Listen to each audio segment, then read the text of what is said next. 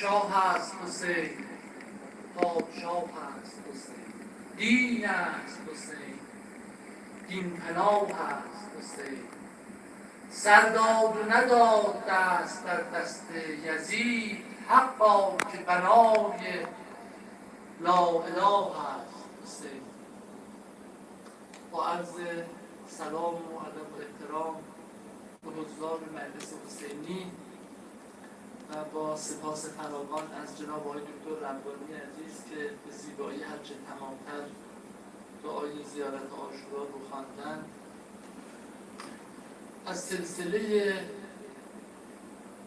مدیح سرایان اهل بیت یکی هم ملا حسن کاشی هست از شاعران برجسته قرن هشتم که به ویژه هفت بند معروفش در مدیح مولا امیرالمؤمنین خیلی تأثیرگذار بود و بسیاری به اقتفای او سروده‌هایی رو تقدیم آستان علوی و همینطور تقدیم آستان علوی محسوبی کردن.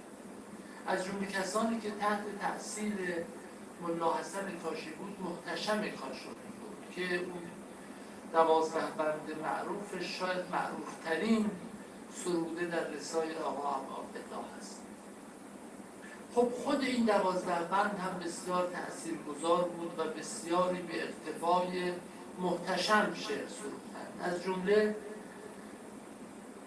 حاج سلیمان صباحی بیرگلی که از شعرای عهد قاجار هست، او هم یک ترکیب‌بند بسیار زیبایی داره که در رسای آقا امام حسین هست و من 2 بند از این شعر با شکوه رو خدمت شما امشب تقدیم میکنم و ثوابش رو هدیه میکنیم به همه شهدای این سرزمین.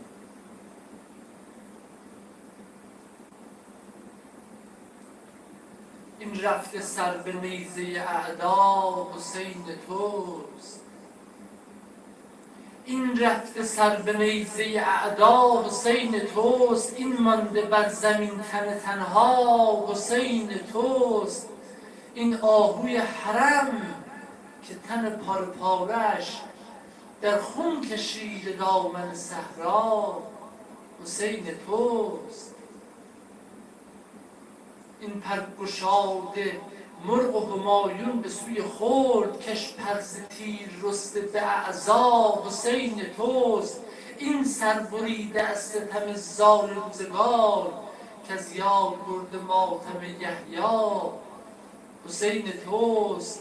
این مهر منکسف که غبار مصیبتش تاریک کرده چشم مسیحا حسین توست. این ماه منخسف که بر او اشک اهل بیت گویی گسست عقد ثریا حسین توست. این لاله امامه که در خلد بهر او معجر کبود ساخت زهرا حسین توست. اندک چو کرد دل تهی از شکوه با رسول گیسو گشود و دید سوی مرقد بتول. در واقع اشاره داره به حضرت زینب که این سخنان از زبان حضرت زینب هست و حالا حضرت زینب خطاب میکنه به مادر بزرگوار خودش که ای بانوی بهشت بیا حال ما ببین، ما را به 100,000 بلا مبتلا ببین، در انتظار وعده محشر چه مانده ای؟ بگذر به ما و شور قیامت به پا ببین، بنگر به حال زار جوانان هاشمی، مردانشون شهید و زنان در عذاب ببین. آن گلبنان که از دم روح الامین شکفت خشک از سموم بادیه کربلا ببین. آن سینه‌ای که مخزن علم رسول بود از شست کین نشانه تیر بلا ببین. آن گردنی که داشت حمایل ز دست تو چون بسملش بریده تیغ از قفا ببین. با این جفا نیم پشیمان وفا نگر، با این خطا زنن دم از دین، با این خطا زنن دم از دین.